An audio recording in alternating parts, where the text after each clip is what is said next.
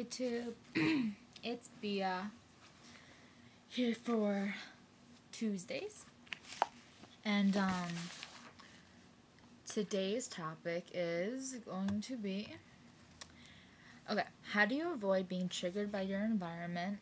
I cannot stand looking at all the fast food and the thin people around me and fall back into bad behavior. Okay, this is something I can really personally relate to.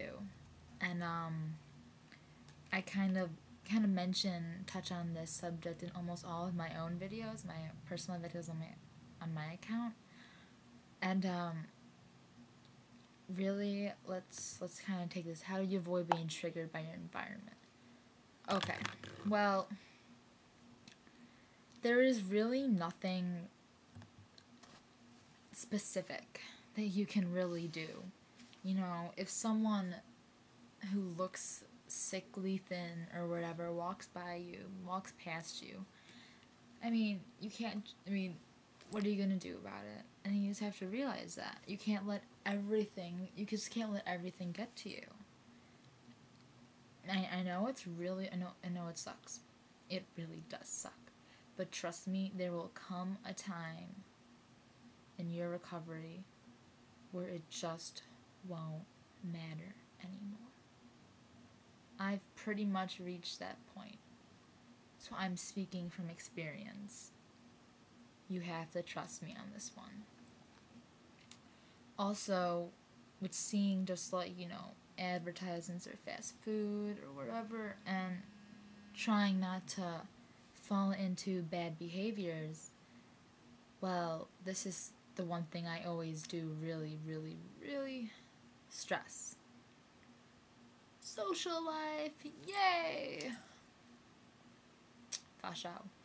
Anywho, now, I know that it's a really big jump going from isolating yourself so much with the eating disorder to getting yourself out there and,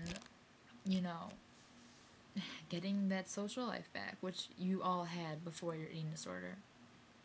Don't even try to lie to yourself. I know it's really hard because I'm not going to lie to you, almost everything social has to do with food. But there are ways around it, and if you do it with close friends or, whatever, they can usually, help you through it and work you through it and stuff. And so what I did was, I got involved in school more, with clubs. I was myself more. I started dressing the way I wanted to. I wore my makeup the way I wanted to. I went out more. Instead of turning people down all the time when I would constantly get asked out to go, hang out or whatever, I would go out and I would have a fun time. Sure, I would still worry about the calories and whatever I would have to order with these people. Of course I would. There's no sugarcoating. I'm not going to sugarcoat this for you. But, really, it's kind of like once you do get out there, things start to come together. Things start to really change. You really just have to believe me on this one, because there's no statistics I can point to on this. There's no proof other than the real personal stories that recovered eating disorder people have. And while I may not be recovered, I definitely am one of the most social people that I know. I'm always busy now with things. In fact, I can rarely do updates now because I'm always busy. I'm always out with people. I'm doing some sort of schoolwork, or I'm staying after school.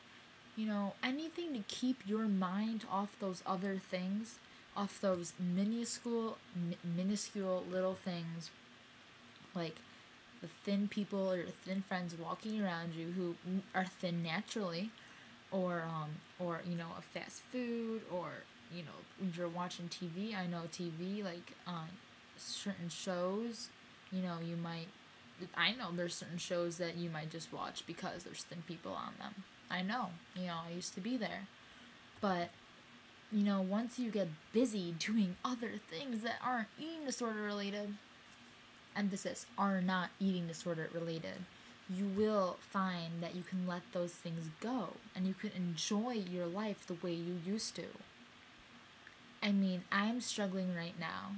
I'm going through a bit of a hard time, and if you watch my videos on my other account, you will know exactly what I'm going through right now with my eating disorder. And those of you who do know, I mean, I'm always talking about how no matter what, it will never be as bad as when I did not have my friends. And I get a lot of messages from you guys always like, I don't have any friends to go out with. My friends don't care about me. They're getting sick of my eating disorder antics. Yeah, I've been there. I lost all my friends in 8th grade. Every last one of them. But you know what? I got those relationships back, and I'm a sophomore in high school now.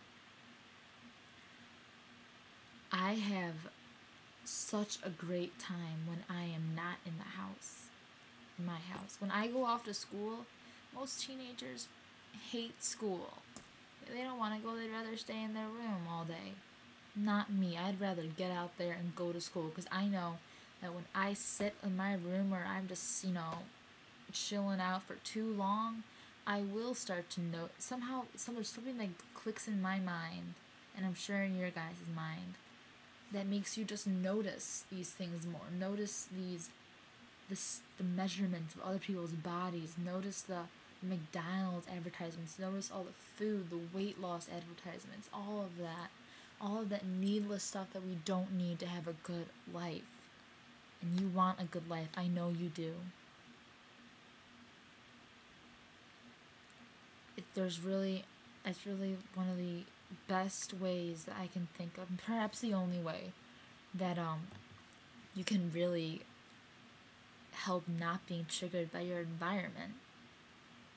I mean, I've given you guys a lot of examples now, and